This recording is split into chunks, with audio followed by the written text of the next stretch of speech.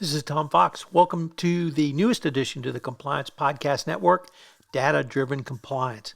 In this podcast series, we'll take a look at how data and data analytics can drive your compliance program to greater efficiency, thereby making your business's process more effective, leading to greater ROI. In this first episode, we visit with podcast sponsor CEO Vince Walden from Kona AI. I know you'll enjoy this podcast series. Hello, everyone. This is Tom Fox, and I cannot tell you how thrilled I am to have Vince Walden for our first episode of Data Driven Compliance. Vince, I'm so excited that we're getting ready to start this series with you and Kona AI. So a huge welcome from Texas. Thank you, Tom. It's great to be back, and I'm so excited that we'll be doing this show together. Vince, before we get into some of the meat, I have to start with you did an incredibly brave thing, which is you left your day job Quit my day job. and went to a startup, literally your startup, Yeah. which is Kona AI. So I wanted to maybe just start with asking you about, number one, how did you find the courage to do that? But more importantly, tell us a little bit about Kona AI and why you see this as truly a cutting edge innovation for the compliance professional. Yeah, let me give you this story. I think the audience will find this, if not comical, but interesting as well. I've been a consultant all my life, starting back from the days of Arthur Andersen. And I've been doing white collar crimes, forensic investigation, specifically with a focus on forensic data analytics, which has been my passion for the last 15 years. And I left, and again, I was with Ernst & Young for many of those years, almost 10 years as a partner, helping lead their forensic data analytics practice, helping companies build this proactive compliance monitoring program as a consultant. And in fact, most consulting firms, in fact, all the big four and even the boutiques have some sort of forensic data analytics capability that they use both for investigations and nowadays proactive compliance monitoring. And I worked on some of the big engagements. A lot of people know Anheuser Busch's BrewRite platform, which was one where it's highly talked about, but along with many others. But when I left Ernst & Young to onto greener pastures, you could say, to try my luck at a company called Alvarez and Marcel, which again, many people know is a turnaround firm. But I had no forensic technology platform at the time. And so I went to one of my founders, who's now the lead investor of Kona AI, and my friend Anil Kona. And I said, Anil, can you build me my dream platform? It's everything that I've wanted to do, but was missing in the consulting world, but can do and fix with machine learning and with all the algorithms that we need for a hosted managed service solution. And I said, by the way, I can't pay you. I can only pay you per project. And by the grace of God, we did this. We started this project in late 2019 and in 2000. And lo and behold, we built a solid product that I was using as a consultant at Alvarez and Marcel, and which they still do. And a shameless plug, Alvarez still calls it their A&M digital twin project, and clients still use it as a service. But after 2022 came around, I realized, wait a minute, we've really got something here. This is really good software. And most companies don't want their data, especially their financial and transactional data, to leave their IT environment. Data privacy is hard and huge. And with a consulting model, clients always had to give me the data. And that's a big ask, not only from an IT, but just a logistics and privacy issue. Moving that much data around, spend data and transactional data every month to refresh the analytics is very tedious. And so we needed to build what Kona AI is a on-premise platform to build advanced analytics in the compliance monitoring that aligns to the DOJ's expectations. And wow, once we started this back in mid 2022, when I left the consulting practice and joined as CEO of Kona, it was really exciting. And fortuitously, also my friend Matt Galvin, before he went to the DOJ, also left AB InBev. He was collaborating with MIT at the time under a grant from Anheuser-Busch InBev Foundation.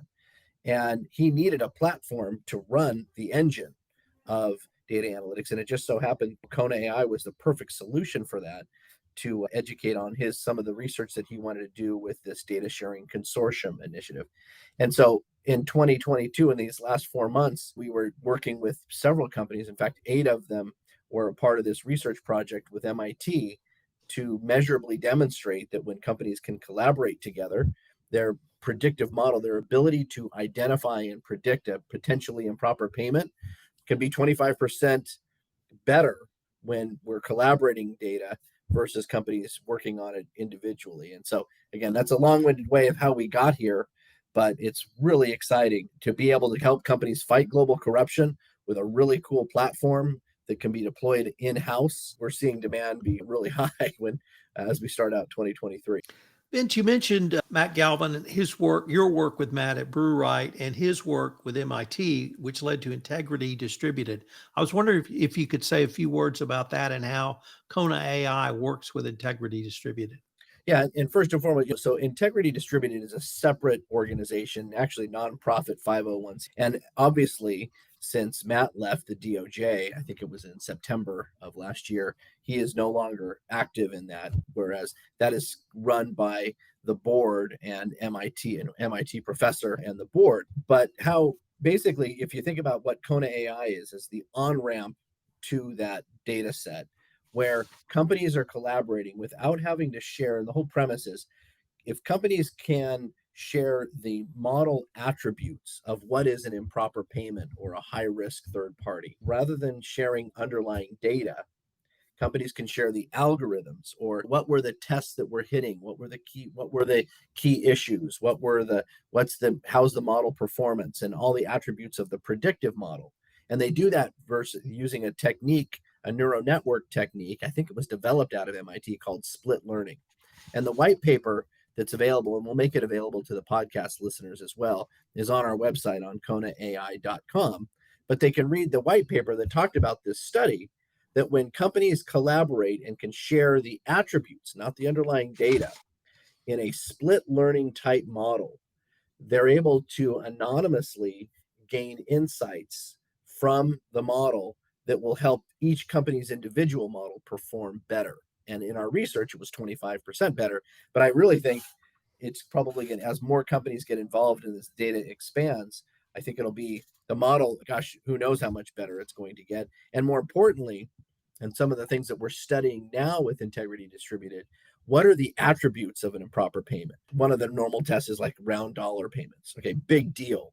But what is the combination of payments that are perhaps, we're finding that among that cohort right now, the statistically anomalous or 3 standard deviations outside the norm, we call them anomalous payments, that seems to be recurring more often in the cohort versus individual companies. That seems to be the common theme among everybody, is that it's always statistically anomalous. There's all sorts of things that we can analyze now in the aggregate that will help us profile what is a high risk payment. And member companies who are participating in Integrity Distributed will gain access to what those variables are so that they can take that back and benchmark their own compliance program, thus improving their. Vince, let me turn the focus just a little bit to effective compliance programs. As recently as this week, the Department of Justice reminded us that they're looking to, quote, effective compliance programs, end quote. Now, this is not new. This is something I've heard you talk about for 15 years. From your perspective with data and data analytics, I've certainly been talking about it, and the DOJ's been talking about it. The bottom line is we're still talking about it 15 years later. Yeah. And so I was really wanted to use that as a way to introduce how does Kona AI help companies meet that requirement that the DOJ has talked about as recently as this week, which is what is an effective compliance program? Yeah, and data analytics is always a topic at the conferences, except at the conferences on social media, etc. Gaining insights into transparency in your data is paramount to an effective compliance program. And I don't think anybody's going to argue that. But getting companies to commit resources to it, it needs to be cost effective. And back in the consulting days, I would say it was rather expensive, especially to have when data had to be done continuously. The continuous monitoring part of it made it expensive because there were few on-prem solutions, if any, that could do such monitoring for compliance professionals. And so one of the things I talk to when I talk to companies is Kona AI helps do 2 things: keeps you out of trouble and makes your business better. And it's funny, for your compliance officers out there, compliance professionals out there, you're typically in the keep you out of trouble camp.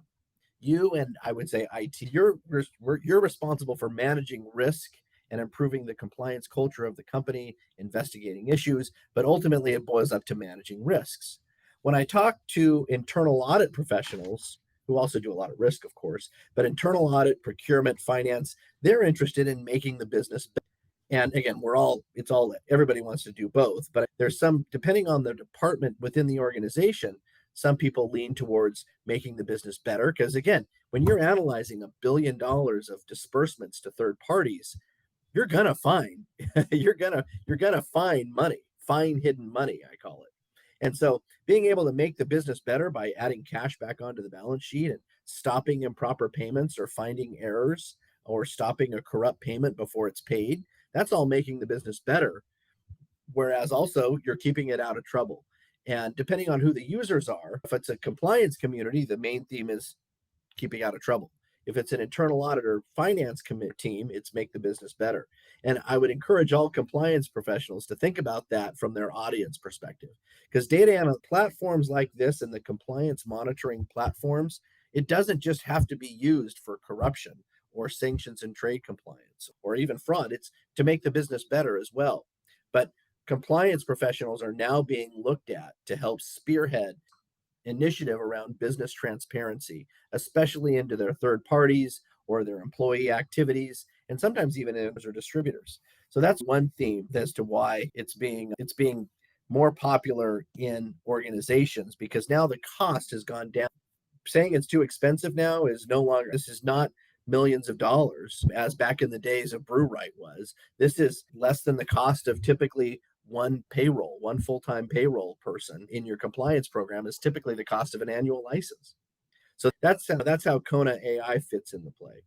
So I say effective compliance equates to more efficient business processes, which equates to greater profitability or ROI. So perhaps we can wed both of those concepts together Yeah, right. in this going forward.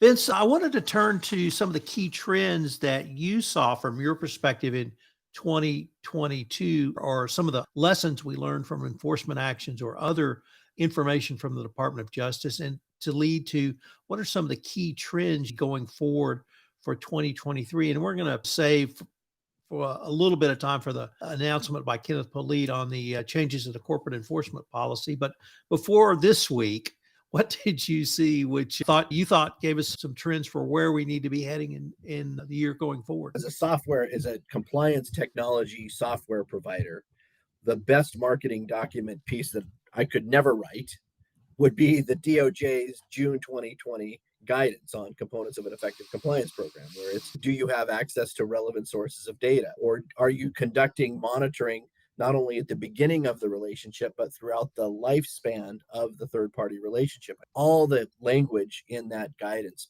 going back to June 2020, right during the COVID pandemic, Jay was saying, look, this is an important aspect of an effective compliance program, and most compliance professionals still look to that guidance. Now, 2022 was also a big deal. It was really interesting news that Matt Galvin went to the DOJ. He was one of the biggest compliance professional proponents of using data analytics in one's compliance program, and it was really exciting to see him go to the DOJ last September. And I think that was a big wake up call, or a big what people, compliance professionals were like, wow, that's a big deal. So I think that was again showing, I think under Polite's leadership, that DOJ wants to hire, he's from compliance, he wants to bring in compliance professionals and get their perspectives.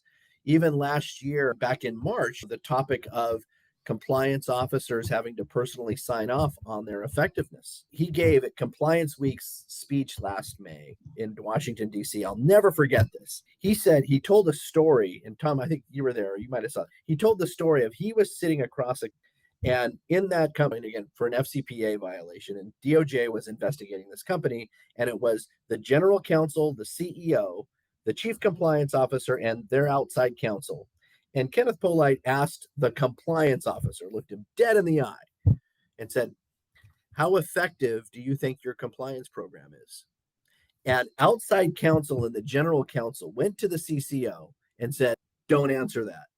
And at that point, and this was his speech, and at that point in his mind, he knew that company was they were in big trouble. And it basically says that said it all. Basically, the compliance officer didn't have any juice. If he can't even answer or account for, in this case, his own compliance program, what value, how strong is that? And I think that was the spirit behind personal sign off. Now, again, there's an argument, pros and cons, and I don't want to get into that. But that started the 2022 roll up of what we now see. Even this week, we're in January, the week of January, 15th. On Tuesday, the 16th, Polite gave that speech at Georgetown, which basically summarizes that if you self disclose, and again, I interpreted self disclose and could demonstrate an effective compliance program, then we may not prosecute. And what does that mean from an analytics perspective? Companies, if you're just choosing whether to self-disclose or not, you need to know quickly if you have a problem or not, which means you need to have access to your data quickly to find out if you have a problem or not. That's why having an application, an on-prem, being able to look up vendor, being able to quickly pull transactions, run them through a library of corruption and fraud tests, or even look at your predictive model and see if they are similar to see if they meet the profile of an improper or corrupt payment. Being able to do that quickly will make all the difference in determining whether you need to disclose or not. I was talking to a company last week, and it was a very frustrating, sad story. They're like, yes, we love this platform. We want to implement it. IT won't do anything until next year. And again, we're at January 2023 right now. So that they're saying IT can't schedule it until January 2024. And I'm like, oh my God. Okay, we'll be there. We'll be around next year to help you. But heaven forbid DOJ asks you that same question that I did is, do you have transparency into the data? And they tell DOJ, we'll get back to you in next year when we can get IT to schedule it. It was like, that's not going to fly. Companies need to have this compliance program or have visibility into their data almost at their fingertips. So those are the things that get me excited and rather fired up. Now let's move directly to the Polite speech of this week around the amendments to the corporate enforcement policy.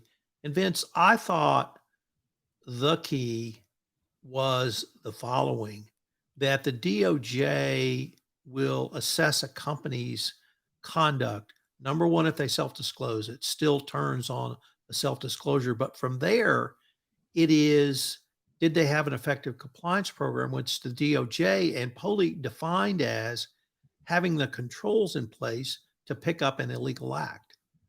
And that's at the time of the incident in question, not at the time of remediation or at the end of the enforcement process where you sign off on your settlement or resolution documents. And this is the first time we've heard the DOJ say, we're going to look at effectiveness as to whether you picked it up. Yeah.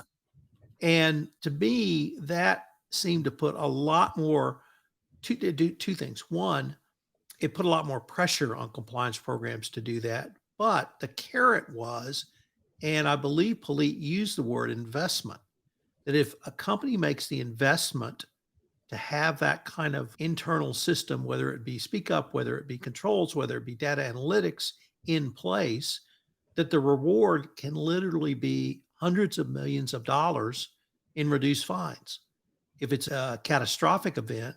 But even if it's, say, routine, 50 to 100 million, if you can get 50 or 75% off, that's real. And that's a significant return on your investment. So I wanted to maybe use that as a way to introduce the question to you. How did you see the Polite speech? How did you see his using of the term, and we want to see investment in compliance?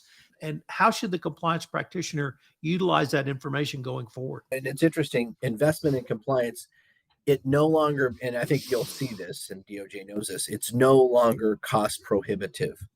And let me repeat that. It's no longer cost prohibitive. Saying this costs too much money isn't going to fly anymore. And again, Matt Galvin did a great job at the ACI FCPA summit last December, when he said, look, if your company you're a Fortune 500 global company and you are known in your space as a technology driven, I don't want to name any specific companies because he didn't, but if you're a technology based company, and you're known in marketing for AI, you're using AI in product development and R&D, and you're leading in that practice, and your compliance department is paper based or in Excel or not using any type of the same type of sophistication, that is going to be definitely noted. And that was that all. Whereas if you're a super low risk, not global, etc., maybe you don't need to have that. Okay, but if you're a company that is high tech or in technology and using technology in the company, the compliance department is not immune from using technology. And heaven forbid, this hasn't been said, if you don't know, and again, most compliance don't know, and up until a year ago, I didn't know, but what's your F1 score? And most compliance are going to be like, what? What's your F1 score? Someday I would predict, again, this is just Vince saying it, the DOJ is going to look at you, heaven forbid you're asking, and they're going to say, what's the results of your predictive model? What's your F1 score? Which is a measure of precision and recall in terms of how well are you able to predict or identify a potentially improper payment or a transaction to a third party using the statistical model that you have in place in your company. And you're going to say, and if you say, we don't have a statistical model, we're not using any type of modeling. And they'll look at your company. Aren't you a leader in AI technology, or aren't you a leader in manufacturing technology, and you're not using AI for compliance monitoring? That's strange. And that's an incongruency. And again, oh, it was too expensive. No, it's not. It costs the same as about a mid-level compliance professional. So that doesn't fly anymore. So what is it then? And again, that's why again I get so passionate. I'm on my pedestal, or I'm on my soapbox, kind of saying, look, guys, this is out there, it's available, and it's cost effective. You can have these predictive models there and get the ROI, which, by the way, we're still in the keep you out of trouble discussion. That's the polite world. But you can still find hidden money, and systems often pay for themselves because you're finding stuff and hopefully stopping a payment before it goes out the door.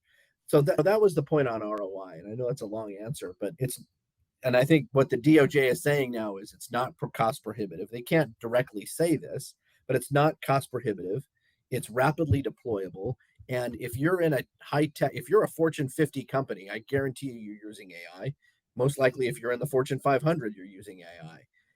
You have an expectation that the compliance is somewhat mature in how it's using technology. And it may not be, you could be using it in other places as well, but it may not be in necessarily third party risks or distributor risks. But you need to be thinking about how are we being sophisticated in line with their expectations as you think about your 2023 goal. Vince, I'd like to conclude this episode with a discussion about what we both hope to achieve with this podcast, data driven compliance. This is very much a collaborative podcast with myself and you and Kona AI. And from my perspective, what I want to bring is the cutting edge data analytics approach that your customers and colleagues have developed to the rest of the compliance world. Just as you said, many are still using spreadsheets. Hopefully, they're not on SharePoint anymore, but they might be. But it extends beyond their company to what the corporate roundtable calls stakeholders. It could be third parties, it could be localities, it could be a wide variety of people other than simply their employees. So I was wondering if what you hope to get out of this podcast, what do you want to communicate, and how do you want to use this podcast to really get on your soapbox and evangelize about data-driven compliance? Thanks, Tom. And what I'm hoping to get out of this is not about me. I want to get the leaders and of companies in compliance professionals who are doing this, who are being successful in doing this, as well as maybe the consultants and the advisors and the attorneys who are also advocating for this. And I'd love to have you talk about and hear their stories and their success stories and their pitfalls to avoid. This is not something that happens overnight, but it doesn't happen over 6 months either. It can happen over 1 to 2 months. Getting this on board and mature and the team running is now table stakes. It's possible. And I would love to hear, I want to help you get the right speakers of compliance professionals talking about how they were able to do it. It's funny, for the last 4 years, I write column in Fraud Magazine, which is the Association of Certified Fraud Examiners magazine. So all the ACFEs get it. And it's been so fun talking to people over the years about their innovations in compliance and fraud detection and prevention. And I want to use this show with you as a means to get those stories out and hopefully inspire the audience to take some steps. Again, the risk is relatively low to do it. The risk, I think, is relatively high nowadays if you don't do it. Vince, I can't think of a better way to end this, but before we leave, if anyone wanted more information on yourself, on Kona AI, or really any of the topics we've touched on today, we're going to link to the paper you referenced in our show notes. But what would be the best place for them to go or to? Again, I love for your audience. I mean, this is my audience too. I love this community. Please reach out to me on LinkedIn, Vincent Walden, or you can even email me at vwalden@konaai.com or visit our website, www.konaai.com. You can also download the white paper there. Request, you can see a demo of the platform, request a demo, but I'm happy to help and have a conversation. Vince, I'm so excited about this podcast. When I reached out to you last year to pitch it to you, I don't know if it was 15 or 30 seconds before you said I'm in. Yeah. Yeah. So Well, with you, Tom, it's a no-brainer. You're the voice of compliance.